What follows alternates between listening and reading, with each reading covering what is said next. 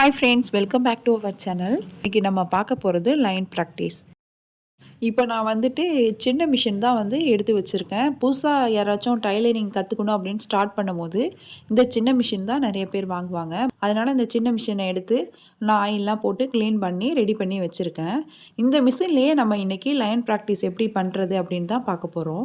நம்ம இந்த லைனை கரெக்டாக ஃபாலோ பண்ணிவிட்டு அப்புறம் எங்கெல்லாம் வளைவு வரணுமோ அங்கெல்லாம் கரெக்டாக வளைக்கணும். எங்கெல்லாம் சரியாக வளைச்சி மிஷினை ஒரே ஸ்பீடில் கண்ட்ரோல் பண்ண பழகிட்டோம்னா நமக்கு டைலரிங் வந்து ரொம்ப ஈஸி. நம்ம எந்த ட்ரெஸ்ஸை வேணாலும் அதுக்கப்புறம் ஸ்டிச் பண்ண ஆரம்பிக்கலாம். ஏன்னா ஸ்டிச்சிங்கில் ஸ்ட்ரைட் லைன் மட்டும் வராது, அந்த கர்வ் ஷேப் வரும், கார்னர் வரும், அப்புறம் எங்கே டேர்னிங் வருமோ அங்கெல்லாம் நம்ம எவ்வளோ பர்ஃபெக்டாக ஸ்டிச் பண்ணுறது அப்படின்னு தான் நம்ம வந்து இப்போ பேசிக் பார்க்க போகிறோம்.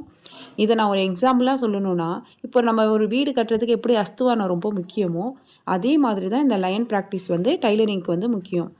அதனால நம்ம வந்து சும்மா இது ஒரு ப்ராக்டிஸ் அப்படின்னு நினைக்காம கொஞ்சம் கவனமாக ப்ராக்டிஸ் பண்ணுங்கள். இன்றைக்கி நான் உங்களுக்கு ஒவ்வொரு லைனாக காட்டுறேன். நீங்களும் இதே மாதிரி ஒரு பேப்பர் எடுத்துகிட்டு என்னோட சேர்ந்து ப்ராக்டிஸ் பண்ணுங்கள். ஃபஸ்ட்டு வந்து மிஷினில் த்ரெட் எதுவும் போட வேணாம், ரூல்டு பேப்பர் மட்டும் நம்ம எடுத்துக்கலாம். எடுத்துகிட்டு கரெக்டாக அந்த ரூல்டு பேப்பரில் உள்ள லைனுக்கு மேலேயே நம்ம வந்து ஸ்டிச்சிங்கை போட்டு பழகணும்.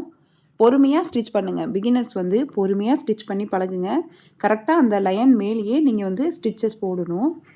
இதில் வந்து நம்ம த்ரெட்டு வச்சு ஸ்டிச் பண்ணலை, வெறும் நீடில் வச்சு மட்டும்தான் நம்ம ஸ்டிச் பண்ணுறோம். கரெக்டாக அந்த லைனில் வந்திருக்கான்னு எப்படி செக் பண்ணுறது அப்படின்னு பார்க்கலாம். நம்ம த்ரெட்டு போட்டு ஸ்டிச் பண்ணாதனால அந்த நீடில் வந்து அந்த ஹோலாக இருக்கும். இதை வச்சு தான் நம்ம வந்து கண்டுபிடிக்கணும் ஸ்டிச்சஸ் வந்து ஸ்ட்ரைட்டாக வந்திருக்கான்னு. இந்த மாதிரி தான் நமக்கு வந்து லைனாக வந்திருக்கணும். கோனெல்லாம் போயிட்டு வராமல் கரெக்டாக அந்த லைன்லேயே வரணும். உங்களுக்கு எவ்வளோ ஸ்லோவாக வருதோ அவ்வளோ ஸ்லோவாக நீங்கள் ஸ்டிச் பண்ணலாம். நம்ம வந்து ஸ்டார்டிங்கில் வந்து ஸ்லோவாக தான் ஸ்டிச் பண்ணணும். அதுக்கப்புறம் நமக்கு நல்ல லைன்லாம் வந்துருச்சு, மிஷின் நம்ம கண்ட்ரோலுக்கு வந்துருச்சுன்னா நம்ம வந்து கொஞ்சம் கொஞ்சமாக ஸ்பீடு ஏற்றி ஸ்டிச் பண்ணலாம். இப்போது நம்ம பார்க்கும்போது இந்த மாதிரி ஹோலாக இருக்குல்ல பேக் சைடில், இதை வச்சு தான் நம்ம வந்து கண்டுபிடிக்கணும் லைன் வந்து நல்லா ஸ்ட்ரைட்டாக வந்திருக்கா அப்படின்னு.